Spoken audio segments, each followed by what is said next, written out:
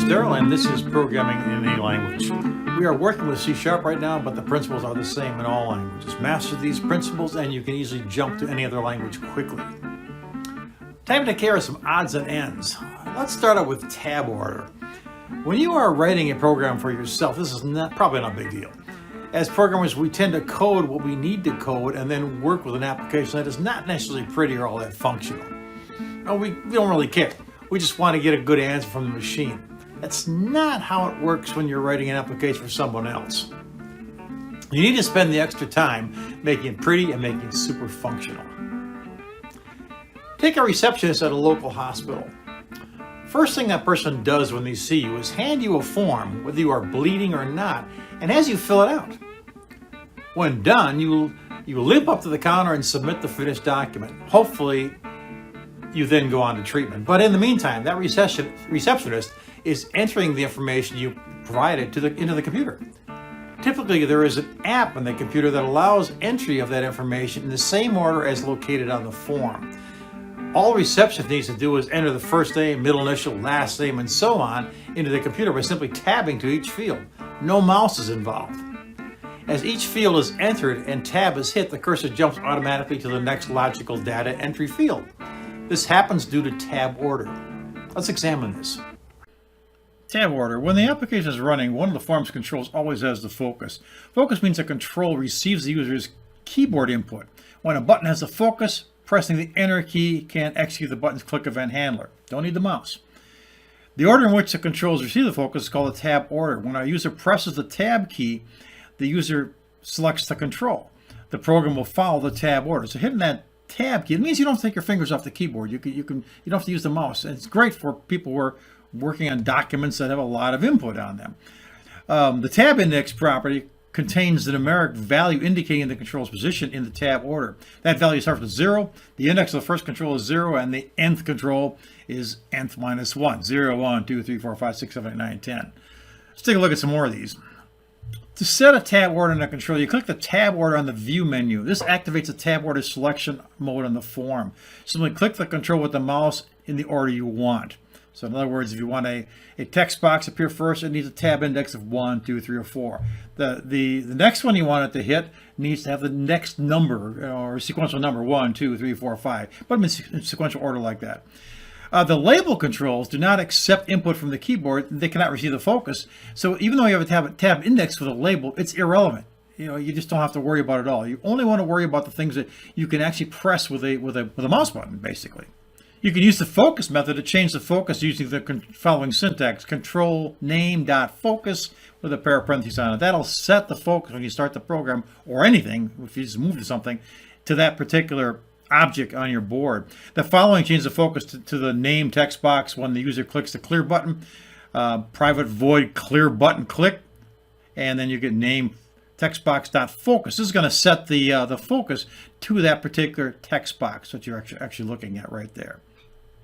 If you want to look at this in action, we can take a look at this data entry screen, Acme data entry screen here.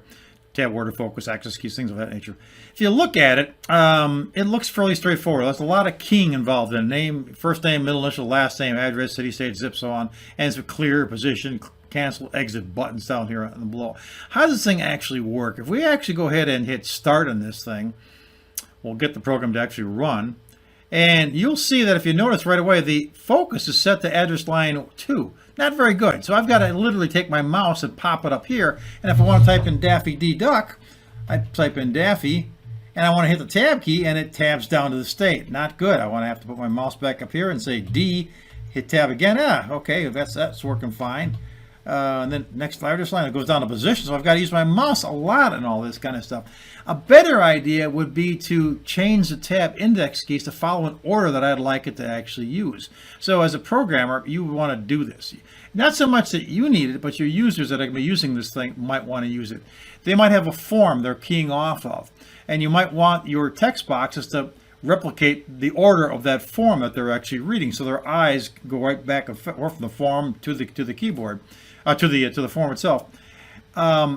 And when they're actually keying this in, it's going to make it a lot easier for them. They don't have to take their hands off of the keyboard to work with this. They can literally work on the keys themselves, which they're so used to. So let's take a look at this real quickly. I'm going to go ahead and close this form off. I'm not sure if the exit key works on this thing. It does. Okay, cool.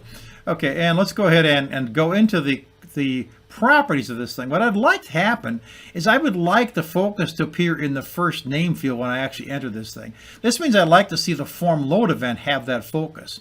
So I'll jump down to here, and I'll look at the form load event, which is right here, and Text City has the focus. I don't want Text City to have the focus. I want it to have first name. What is that thing called? So I have to go to it and look at it, look at the property name, and it's called text first name. So again, I'll go to that form, and I'll go to text first name here.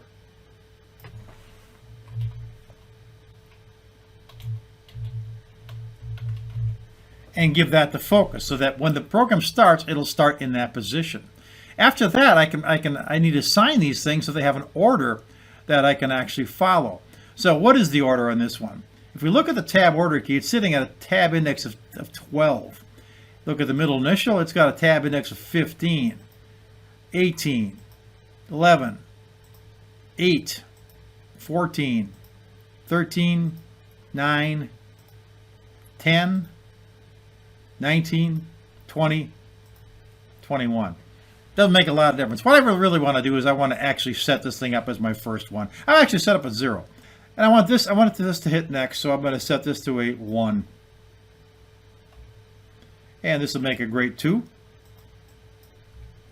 This will make a grade 3. This will make a grade 4. And a grade 5. 6. And 7.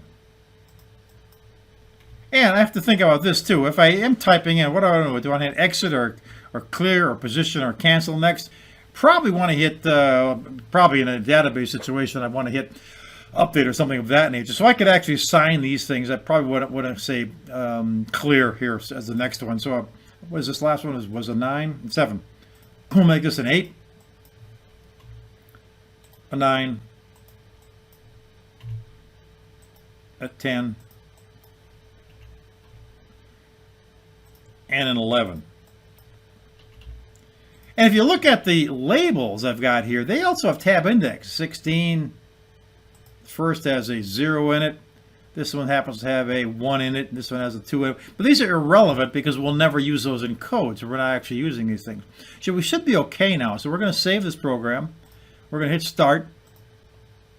The program's going to come up as it did before.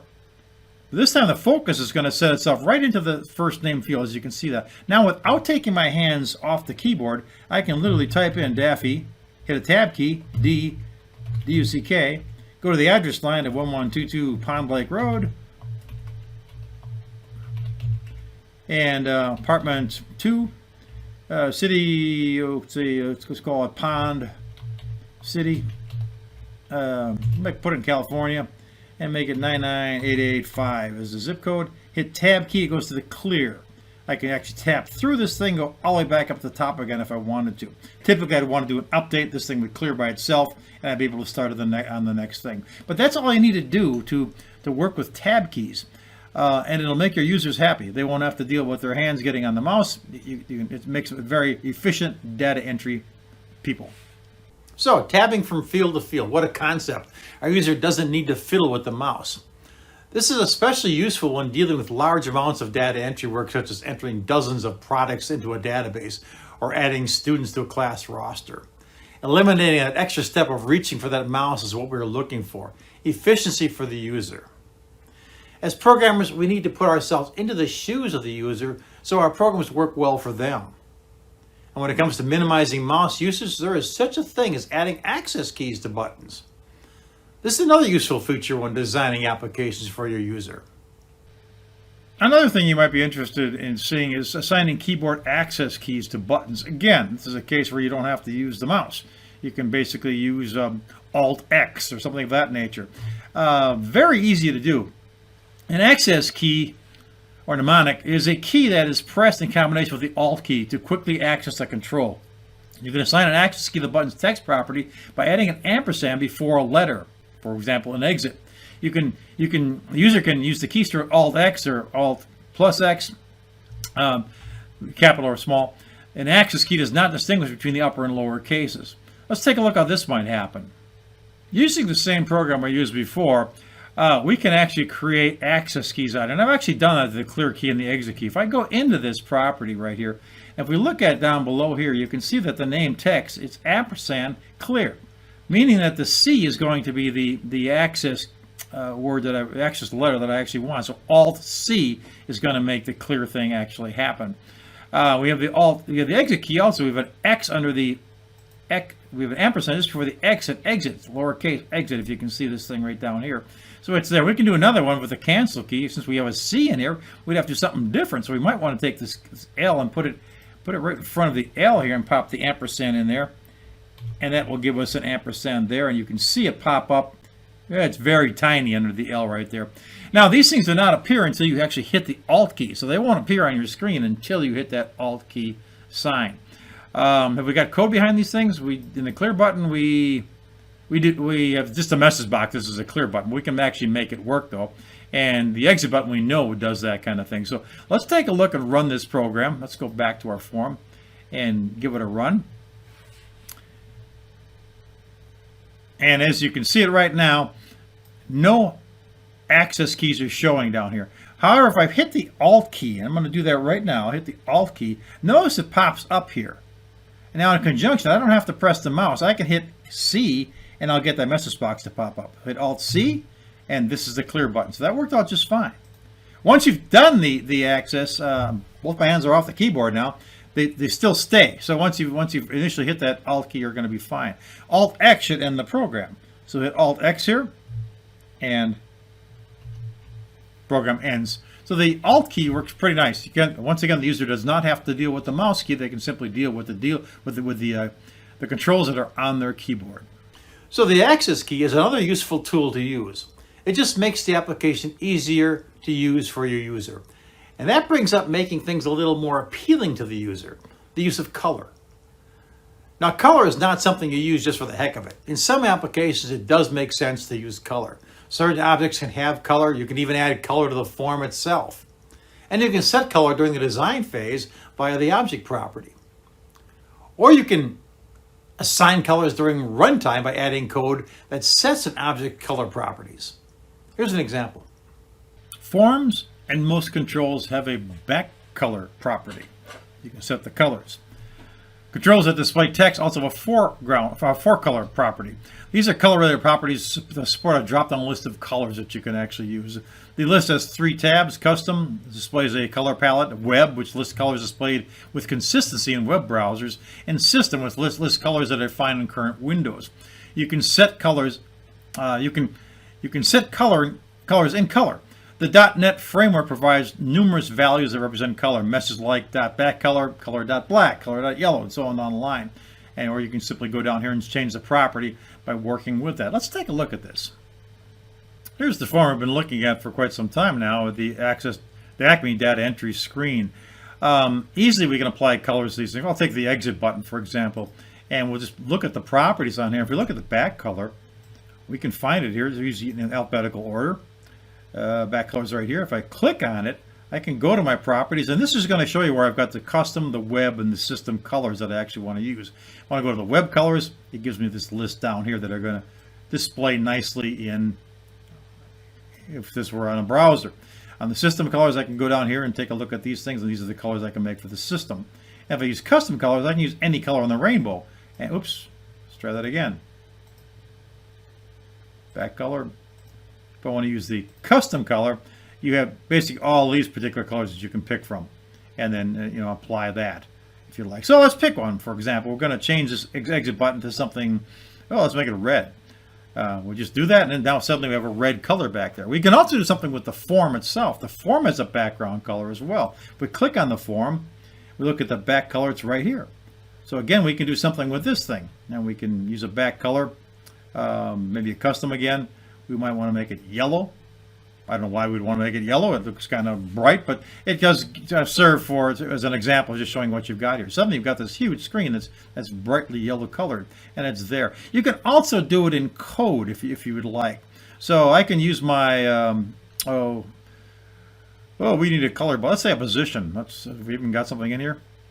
We may.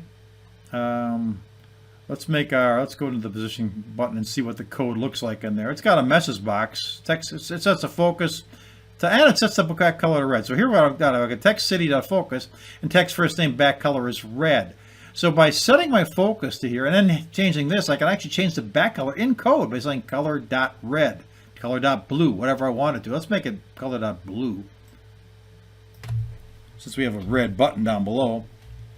And notice all the colors that come up here, dark blue, whatever. We can go through and pick any one. But we'll leave it like this. So now that I've done that in code, I can do a file save on this program. And I'll do a start. And when it comes up, it's going to come up with that background color I did for the form. It's got the red here. And if I hit position, it's going to change it. Well, the focus is already there, but it's going to put the focus there and change that background color. I hit that, and we get a dark blue in here. So that's all you need to do. That's all it is to make colors work on your screen. Now, you don't want to abuse it by throwing all kinds of colors to make it look like a rainbow when you're doing a data entry screen. But it is useful in certain portions of your program where color is important. That's color. Don't go crazy. I have students that really get off on this. I get mileage calculator programs done in hot pink. Nice, but not necessary. For a chessboard, however, it might make sense. And besides color, we can add graphics or images to many of our objects, including our forms. Here's more on that. Not only can you change the colors on your forms or on buttons, but you can actually put background images on forms. We did that with the buttons in the flashcard application we did a while back. By making those X's, the X, the times, the divide, the add, the subtract on there, using graphics to do that. We can put background images virtually on anything, including the form itself. A form is a property in background image that is similar to the image property in Picture Box. Simply import image to the Select Resources window, and a form also is a background image layout property that's similar to the size mode property in Picture Box, and you can choose from a number of options, stretching it, tiling it, and so on down the line. Better to see this thing in action. So we can take a look at our form right here, and I happen to have pulled on a picture that I stored away someplace. So what I'm going to do is I'm going to navigate to that. I'm going to actually go to my screen here and go to the background image part, which is right here under the back color. Click on the ellipse, and up comes this little screen, and I want to do an import. So I'm going to navigate out to that particular folder where I've got it. You can see the navigation screen pop up right here, and I can jump into this. I think I've got it up a little higher, probably in the sandbox or the graphics area right here. And I've got this dog picture right here, so I'll bring that forward. That puts it into the screen right here, as you can see. And I'm going to say it's a local resource. So I'm going to, I want to import a local resource. That's what I want to do. Let's do that. There's our dog. Bring it in like this. There's our dog image. We're going to click on it. And it comes on the screen. It doesn't look very good right now. And that allows us to take the background image piece, and we're doing a stretch right now to make it fit there. If we left it alone and made it just simply none, it would fit off on the side like this, just the way it is now. I could also tile it if I wanted to by using this approach. I'm going to get several dogs going across the screen. I can center it so it pops up in the center of the screen. And I can stretch it, which you saw before. The stretching doesn't look very good. And I can also zoom on it. And the zooming does this. So which way do we want to go on this thing? We might be required to kind of size this thing to make it look good. If you remember back to the flashcards, I kind of made it a point that when I grabbed the times and the divide and the plus and the minus, I made it a point to make these things a certain size so I could play with them in here. And that's what you want to do. So in this case, if I've just brought this picture in as this, I might want to just leave it centered here. Or I might want to simply go ahead and tile it and bring it up like this. So I've got several of those things. My screen's right there. And if I run it now, I can run the program, and it'll pop up like this.